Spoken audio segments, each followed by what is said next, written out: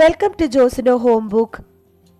അപ്പോൾ ഇന്നത്തെ വീഡിയോ എന്ന് പറയുന്നത് എത്ര തണുപ്പുള്ള കാലാവസ്ഥയാണെങ്കിലും മാവ് ഇതുപോലെ നല്ല രീതിയിൽ പൊങ്ങി വരുന്നത് എങ്ങനെയാണെന്നും അതിന് വേണ്ടിയിട്ട് മാവ് എങ്ങനെയാണ് അരയ്ക്കേണ്ടതെന്നും നല്ല സോഫ്റ്റ് ആയിട്ടുള്ള ഇഡ്ഡലിയും അതുപോലെ തന്നെ നല്ല ക്രിസ്പി ആയിട്ടുള്ള ദോശയൊക്കെ എങ്ങനെയാണ് ഉണ്ടാക്കുന്നതെന്നുള്ളൊരു എക്സ്പ്ലെയിൻ ചെയ്യുന്നൊരു വീഡിയോ ആണ്. ഒരുപാട് ടിപ്സ് ഇതിൽ പറയുന്നുണ്ട്. വീഡിയോ സ്കിപ്പ് ചെയ്യാതെ അവസാനം വരെ കാണുക. എന്നാലും മാത്രമാണ് നിങ്ങൾക്ക് ഈ രീതിയിൽ നല്ല രീതിയിൽ ഉണ്ടാക്കാനായിട്ട് പറ്റുള്ളൂ. അപ്പോൾ ഒട്ടും സമയം കളയാതെ നമുക്ക് വീഡിയോയിലേക്ക് പോകാം.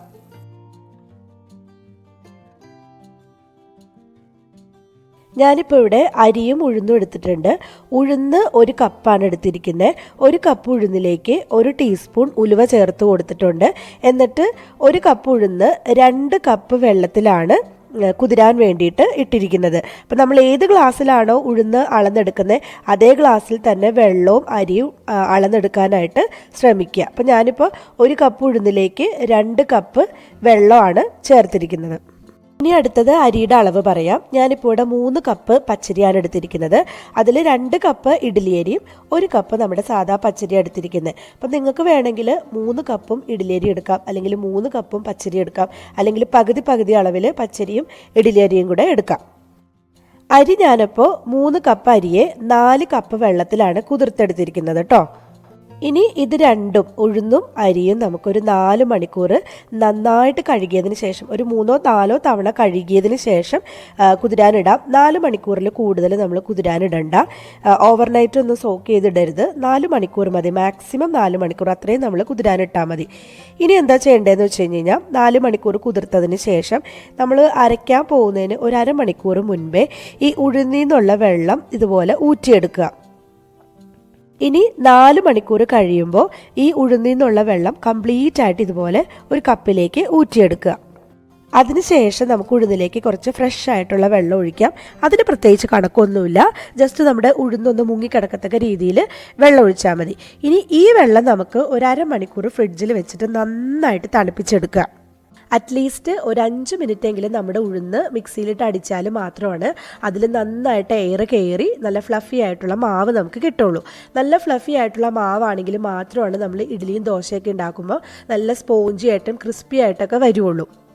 പക്ഷെ സാധാരണ രീതിയിൽ നമ്മുടെ മിക്സിയിലൊക്കെ അടിച്ച് ഒരു 2-3 മിനിറ്റ് കഴിയുമ്പോഴേക്കും നമ്മുടെ മിക്സിയുടെ ജാറ് നന്നായിട്ട് ചൂടാവും. അപ്പോൾ അത് ഒഴിവാക്കാനാണ് നമ്മൾ ഈ തണുത്ത വെള്ളം ഉപയോഗിക്കുന്നത്. ഇനി നമുക്ക് വേണ്ടത് വെള്ള അവലാണ് വേണ്ടത്. 3/4 കപ്പ് വെള്ളാവലിന് പകരം നിങ്ങൾക്ക് ചോറും എടുക്കാവുന്നതാണ് കേട്ടോ.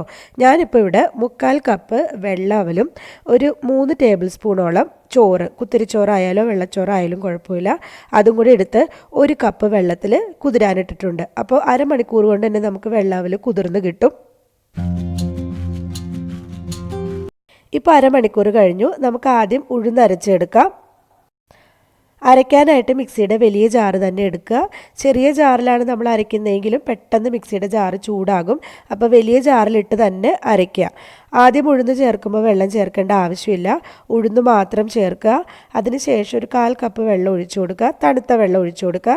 അതിനുശേഷം നമ്മൾ ഫ്രിഡ്ജിൽ തണുപ്പിക്കാൻ വെച്ചിരിക്കുന്ന വെള്ളമില്ലേ, അതിൻ്റെ പകുതി ചേർത്ത് കൊടുത്തിട്ട് ആദ്യം ലോ സ്പീഡിൽ ഒരു 3 മിനിറ്റ് അടിച്ചെടുക്കുക. നിങ്ങൾക്ക് നോക്കി അറിയാൻ പറ്റും നല്ലതായിട്ട് തണുത്ത് വന്നിട്ടുണ്ട് ഈ വെള്ളം. ഇതിൽ നിന്ന് നമുക്കൊരു പകുതി മാത്രം ഇപ്പോൾ ഒഴിച്ചു കൊടുക്കാം.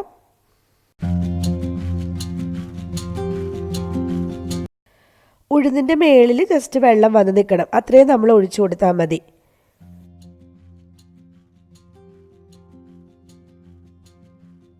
ഇനി ഒരു 3 മിനിറ്റ് ലോ സ്പീഡിൽ അടിക്കുക.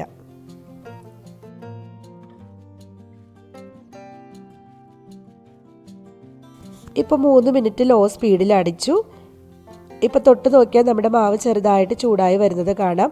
അപ്പോൾ ബാക്കിയുള്ള വെള്ളത്തിൽ നിന്ന് കുറച്ചുകൂടെ നമുക്ക് ചേർത്ത് കൊടുത്തിട്ട് മീഡിയം സ്പീഡിൽ ഒരു 2 മിനിറ്റ് കൂടെ അടിച്ചെടുക്കാം.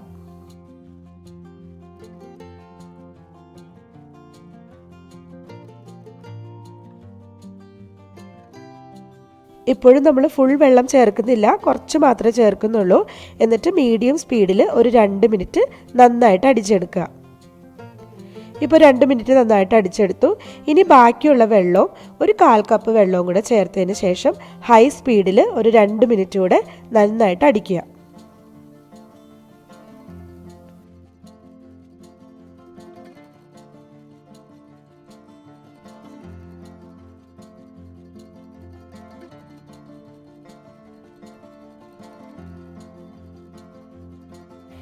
ഇപ്പോൾ ഏകദേശം ഒരു 5 മിനിറ്റ് നന്നായിട്ട് ഉഴുന്നടിച്ചെടുത്തിട്ടുണ്ട്.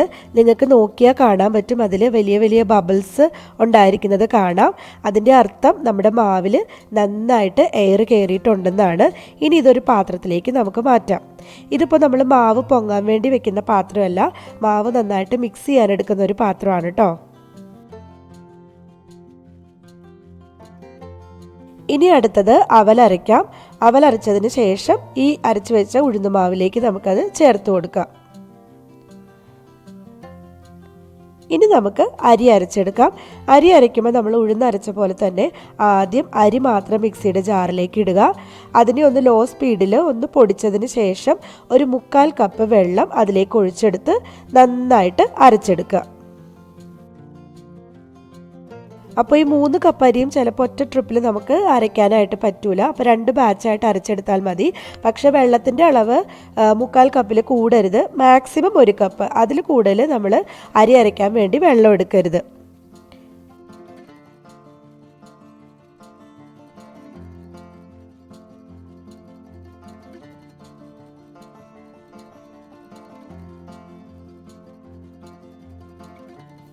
ഇപ്പോൾ അരിയെ നമ്മൾ നന്നായിട്ട് അരച്ചെടുത്തിട്ടുണ്ട്. ഇനി ഇത് അരച്ച് വെച്ച ഉഴുന്നുമാവിലേക്ക് ചേർത്തിട്ട് കൈ വെച്ച് നന്നായിട്ട് യോജിപ്പിക്കുക. അരിമാവും ഉഴുന്നുമാവും നന്നായിട്ട് യോജിച്ചാൽ മാത്രമാണ് നമ്മുടെ മാവ് നല്ലോണം പൊങ്ങി വരികയും ചെയ്യുള്ളൂ. അതുപോലെ തന്നെ നമുക്ക് സോഫ്റ്റ് ആയിട്ടുള്ള നല്ല ഇഡ്ഡലിയൊക്കെ കിട്ടുകയും ചെയ്യുള്ളൂ. നമുക്കിപ്പോൾ ഈ മാവ് ഒഴിച്ചു കൊടുക്കുമ്പോൾ തന്നെ കാണാൻ പറ്റും, അരിമാവ് ഒഴിക്കുമ്പോൾ തന്നെ അത് താഴേക്ക് പോകുന്നു, ഉഴുന്നുമാവ് പൊങ്ങി വരികയും ചെയ്യുന്നു. അതിൻ്റെ കാരണം അരിമാവിന് കനം കൂടുതലാണ്, പക്ഷേ ഉഴുന്നുമാവിന് അത് ലൈറ്റ് വെയിറ്റ് ആണ്. അപ്പം ഇത് നല്ല രീതിയിൽ യോജിപ്പിച്ചാൽ, അരിമാവും ഉഴുന്നുമാവും കൂടെ നല്ല രീതിയിൽ യോജിച്ചാൽ മാത്രമാണ് നമ്മുടെ മാവ് നന്നായിട്ട് പൊങ്ങി വരുള്ളൂ. അപ്പോൾ അതുകൊണ്ട് കൈ കൊണ്ട് നന്നായിട്ട് അതിനെ മിക്സ് ചെയ്ത്, കൈ കൊണ്ടോ അല്ലെങ്കിൽ ഒരു സ്പൂൺ ഉപയോഗിച്ചോ നല്ലോണം അതിനെ മിക്സ് ചെയ്ത് യോജിപ്പിക്കുക. ഈ മിക്സ് ചെയ്യുന്ന സമയത്ത് തന്നെ നമുക്ക് ഉപ്പ് കൂടെ ചേർത്ത് കൊടുക്കാം. പാകത്തിനുള്ള ഉപ്പ് കൂടെ ചേർത്ത് കൊടുത്ത് പൊങ്ങാനായിട്ട് വെക്കാം. നല്ലോണം മിക്സ് ചെയ്തതിന് ശേഷം ഏത് പാത്രത്തിലാണോ നമുക്കത് ഒഴിക്കേണ്ടത് ആ പാത്രത്തിലേക്ക് പകർത്തി വയ്ക്കുക. ഞാനിപ്പോൾ നല്ലോണം മിക്സ് ചെയ്തിട്ട് ഈ പാത്രത്തിലേക്ക് ഇതിനെ പകർത്തി വയ്ക്കുന്നുണ്ട്. ഈ പാത്രത്തിലേക്ക് ഒഴിച്ചതിന് ശേഷം ഒന്നുകൂടി ഒന്ന് മിക്സ് ചെയ്യുക. മിക്സ് ചെയ്തതിന് ശേഷം നമുക്ക് ഒരു 8 മുതൽ 10 മണിക്കൂർ വരെ മാവ് പൊങ്ങാനായിട്ട് മാറ്റി വയ്ക്കാം. നല്ല തണുപ്പുള്ള സമയത്ത് മാവ് പൊങ്ങി വരാനായിട്ട് കുറച്ച് പ്രയാസമായിരിക്കും. അപ്പോൾ നമ്മൾ ഈ മാവ് വെച്ചിരിക്കുന്ന പാത്രം ഏതെങ്കിലും ചൂടുള്ള സ്ഥലത്ത് എടുത്ത് വയ്ക്കുക. ഞാൻ സാധാരണ ഏതെങ്കിലും ഷെൽഫിൻ്റെ ഉള്ളിൽ എടുത്ത് വയ്ക്കും. അപ്പോൾ അവിടെ തന്നെ ഇതുപോലൊരു പാത്രത്തിൽ നന്നായിട്ട് വെള്ളം വെട്ടി തിളപ്പിച്ചിട്ട് ഈ പാത്രവും കൂടെ ഒന്ന് തുറന്നു വയ്ക്കും. അപ്പോൾ ഈ വെള്ളത്തിൽ നിന്ന് വരുന്ന ആവി കൊണ്ട് അതിൻ്റെ ഉള്ളിലൊരു ഹ്യൂമിഡ് അറ്റ്മോസ്ഫിയർ ക്രിയേറ്റ് ആകും. അതും നമ്മുടെ മാവ് പൊങ്ങാനായിട്ട് ഹെൽപ്പ് ചെയ്യും. അതല്ലാന്നുണ്ടെങ്കിൽ ഒരു പാത്രത്തിൽ കുറച്ച് വെള്ളം എടുത്ത് ചൂടാക്കിയതിന് ശേഷം വെട്ടി തിളപ്പിക്കേണ്ട, ചൂടാക്കിയാൽ മതി. അതിൻ്റെ മേലെ ഒരു സ്റ്റീലിൻ്റെയോ അല്ലെങ്കിൽ അലുമിനിയത്തിൻ്റെയോ അടപ്പ് വെച്ച് മൂടുക. അതിൻ്റെ മേലെ നമ്മുടെ മാവ് വെച്ചിരിക്കുന്ന പാത്രം വെച്ച് കൊടുക്കുക. ഇപ്പോൾ ഒരു 10 മണിക്കൂർ കഴിഞ്ഞിട്ടുണ്ട്. നമ്മുടെ മാവ് നല്ലോണം പൊങ്ങി വന്നിട്ടുണ്ട്. ഇനി ഇത് മെല്ലെ മിക്സ് ചെയ്ത് കൊടുക്കുക. നല്ല സോഫ്റ്റായിട്ട് വേണം മിക്സ് ചെയ്ത് കൊടുക്കാൻ, ഒരുപാട് ശക്തിയിൽ മിക്സ് ചെയ്യരുത്. മിക്സ് ചെയ്യുമ്പം അടിയിലത്തെ മാവും കൂടെ ചേർത്ത് മിക്സ് ചെയ്യാനായിട്ട് ശ്രമിക്കുക.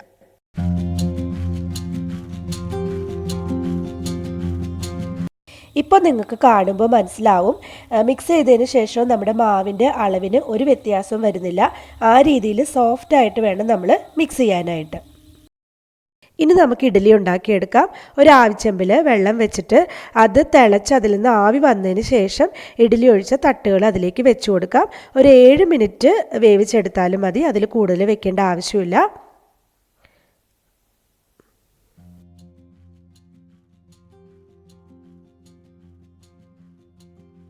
ഇപ്പോൾ നമ്മുടെ ഇഡ്ഡലിയൊക്കെ നന്നായിട്ട് വെന്ത് വന്നിട്ടുണ്ട്.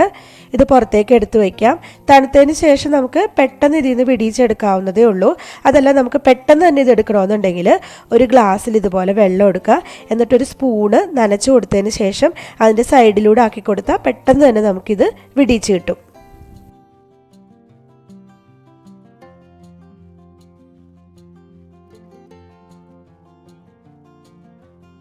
കണ്ടോ, ഇതുപോലെ പെട്ടെന്ന് തന്നെ വിട്ടുപോരും.